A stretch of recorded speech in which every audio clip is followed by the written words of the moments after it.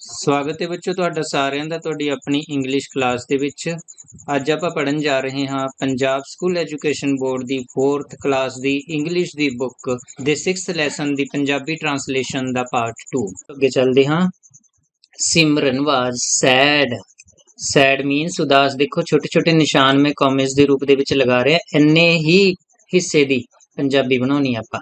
ਸਿਮਰਨ ਵਾਜ਼ sad, ਸਿਮਰਨ ਉਦਾਸ ਸੀ।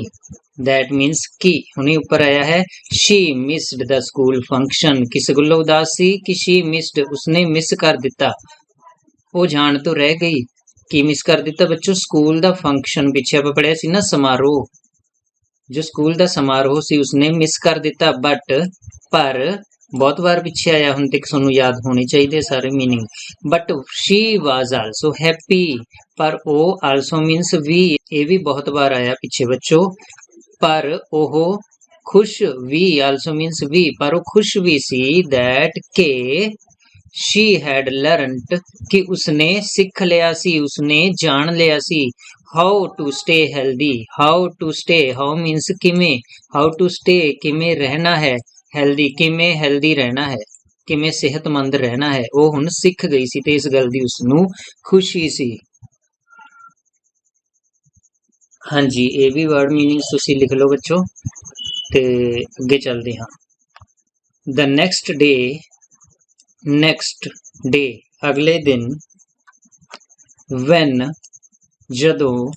ਸਿਮਰਨ went to school ਜਦੋਂ ਸਿਮਰਨ ਗਈ school. she told her teacher, she told ਉਸਨੇ ਕਿਹਾ ਆਪਣੇ ਅਧਿਆਪਕ ਨੂੰ।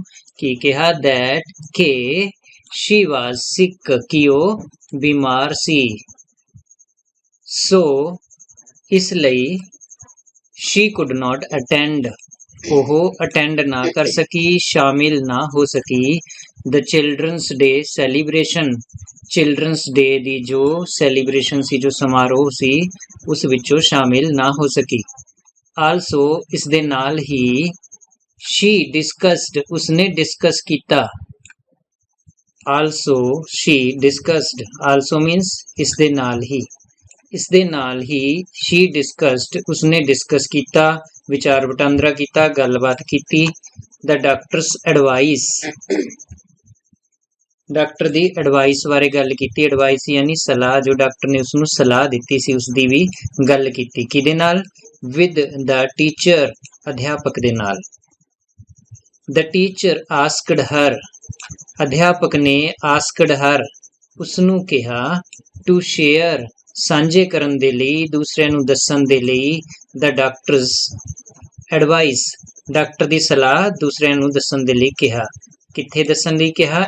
in the ਕਲਾਸ ਦੇ ਵਿੱਚ ਦੂਸਰਿਆਂ ਨੂੰ ਦੱਸਣ ਲਈ ਕਿਹਾ। ਸਿਮਰਨ was happy to share ਸਿਮਰਨ ਖੁਸ਼ ਸੀ ਸ਼ੇਅਰ ਕਰਕੇ, ਆਪਦੀ ਗੱਲਬਾਤ ਸਾਂਝੀ ਕਰਕੇ ਖੁਸ਼ ਸੀ।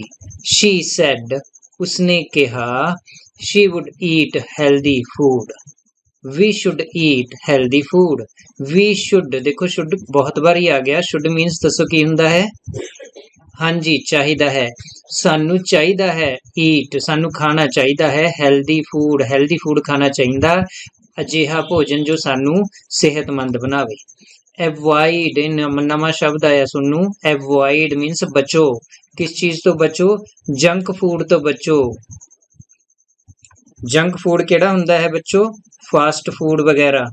ਤਾਂ ਜੰਕ ਫੂਡ ਤੋਂ ਬਚੋ, ਜਿਸ ਤਰ੍ਹਾਂ ਪੀਜ਼ਾ, ਨੂਡਲਸ ਵਗੈਰਾ ਵਗੈਰਾ ਅਜਿਹਾ ਕੁਛ ਹੁੰਦਾ ਹੈ ਨਾ, ਜੋ ਪਹਿਲਾਂ ਹੀ ਕਾਫੀ ਚਿਰ ਦਾ ਤਿਆਰ ਕਰਕੇ ਰੱਖ ਲੈਂਦੇ ਨੇ। ਸਵੇਰੇ ਤਿਆਰ ਕਰਕੇ ਰੱਖ ਲਿਆ, ਸ਼ਾਮ ਤੱਕ ਤੇ ਅਗਲੇ ਦਿਨ ਤੱਕ ਉਹੀ ਖਵਾਈ ਜਾਂਦੇ ਨੇ। ਤਾਂ ਜੰਕ ਫੂਡ ਵਗੈਰਾ ਤੋਂ ਬਚੋ। ਐਂਡ ਡਰਿੰਕ ਅਤੇ ਪੀਵੋ। ਕੀ ਪੀਵੋ? Lots of water. Lots of means ਬਹੁਤ ਸਾਰਾ ਪਾਣੀ ਪੀਓ। ਸਵੇਰੇ ਜਦੋਂ ਤੁਸੀਂ ਉੱਠੋ ਘੱਟੋ ਘੱਟ 1 ਗਲਾਸ ਪਾਣੀ ਪੀਓ। ਦਿਨ ਦੇ ਵਿੱਚ ਹੋਰ ਸਮੇਂ ਤੇ ਵੀ ਪਾਣੀ ਪੀਂਦੇ ਰਹੋ। we must wash our hands must means ਜ਼ਰੂਰ ਹੀ, ਸਾਨੂੰ ਜ਼ਰੂਰ ਹੀ ਵਾਸ਼ ਕਰਨੇ ਚਾਹੀਦੇ ਹਨ ਆਪਣੇ ਹੈਂਡਸ, ਸਾਡੇ ਹੱਥ ਸਾਨੂੰ ਧੋਣੇ ਚਾਹੀਦੇ ਹਨ, ਪਰ ਉਹ ਵੀ with soap ਸਾਬਣ ਨਾਲ ਧੋਣੇ ਚਾਹੀਦੇ ਹਨ। from front and back side and between the fingers before eating ਕਿੱਥੋਂ ਕਿੱਥੋਂ ਹੱਥ ਧੋਣੇ ਚਾਹੀਦੇ ਹਨ। ਫਰੋਮ ਮੀਨਸ ਤੋਂ, ਕਿੱਥੋਂ, ਫਰੋਮ ਫਰੰਟ ਅਗਲੇ ਪਾਸਿਓਂ, ਫਰੰਟ ਮੀਨਸ ਅੱਗਿਓਂ, ਐਂਡ ਬੈਕ ਸਾਈਡ ਅਤੇ ਪਿੱਛੇ ਤੋਂ, ਐਂਡ ਬਿਟਵੀਨ ਦਾ ਫਿੰਗਰਸ। ਤੇ ਕਈ ਬੱਚੇ ਹੱਥ ਧੋਂਦੇ ਆ, ਦੇਖੋ ਉੱਪਰੋਂ ਉੱਪਰ ਧੋ ਲੈਂਦੇ ਨੇ, ਉਂਗਲਾਂ ਦੇ ਵਿੱਚੋਂ ਵੀ। ਬਿਟਵੀਨ ਮੀਨਸ ਵਿਚਕਾਰ, ਅਤੇ ਫਿੰਗਰਸ ਮੀਨਸ ਉਂਗਲਾਂ, ਅਤੇ ਉਂਗਲਾਂ ਦੇ ਵਿਚਕਾਰੋਂ ਵੀ ਤੁਸੀਂ ਉਹਨਾਂ ਨੂੰ ਧੋਣੇ ਆ ਹੱਥ ਆਪਣੇ। ਬਿਫੋਰ ਮੀਨਸ ਪਹਿਲਾਂ। ਬਹੁਤ ਸਾਰੇ ਮੀਨਿੰਗਸ ਤੁਹਾਨੂੰ ਬੱਚਿਓ ਖੁਦ ਹੀ ਲੱਗ ਰਿਹਾ ਹੋਣਾ ਕਿ ਬਹੁਤ ਸਾਰੇ ਵਰਡ ਮੀਨਿੰਗਸ ਤੁਹਾਨੂੰ ਯਾਦ ਹੋ ਗਏ ਨੇ।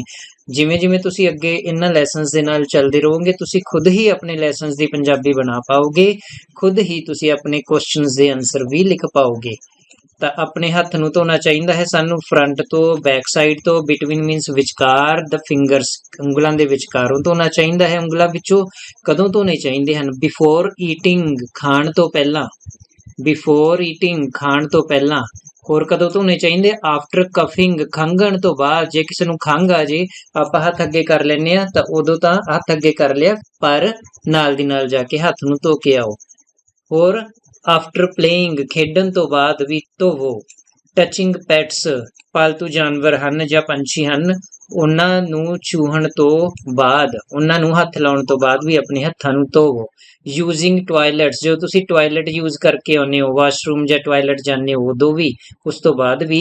ਐਂਡ ਵਿਜ਼ਿਟਿੰਗ ਅ ਹਸਪੀਟਲ, ਤੇ ਜੇਕਰ ਤੁਸੀਂ ਕਿਸੇ ਮਰੀਜ਼ ਨੂੰ ਦੇਖਣ ਦੇ ਲਈ ਜਾਂ ਕਿਸੇ ਵੀ ਹੋਰ ਕੰਮ ਲਈ ਜੇਕਰ ਤੁਸੀਂ ਹਸਪਤਾਲ ਜਾਂਦੇ ਹੋ ਤਾਂ ਹਸਪਤਾਲ ਵਿਜ਼ਿਟ ਕਰਨ ਤੋਂ ਬਾਅਦ ਮੀਨਸ ਹਸਪਤਾਲ ਜਾ ਕੇ ਆਉਣ ਤੋਂ ਬਾਅਦ ਵੀ ਤੁਸੀਂ ਆਪਣੇ ਹੱਥਾਂ ਨੂੰ ਧੋਣਾ ਹੈ, ਕਿਉਂਕਿ ਅਜਿਹੀਆਂ ਸਾਰੀਆਂ ਥਾਵਾਂ ਤੇ ਕੀਟਾਣੂ ਲੱਗੇ ਹੁੰਦੇ ਹਨ ਤੇ ਉਹ ਸਾਡੇ ਹੱਥਾਂ ਤੇ ਲੱਗ ਜਾਂਦੇ ਹਨ, ਤੇ ਜੇਕਰ ਅਸੀਂ ਹੱਥਾਂ ਨੂੰ ਨਹੀਂ ਧੋਵਾਂਗੇ ਤਾਂ ਉਹ ਸਾਡੇ ਸਰੀਰ ਦੇ ਵਿੱਚ ਵੀ ਚਲੇ ਜਾਂਦੇ ਹਨ।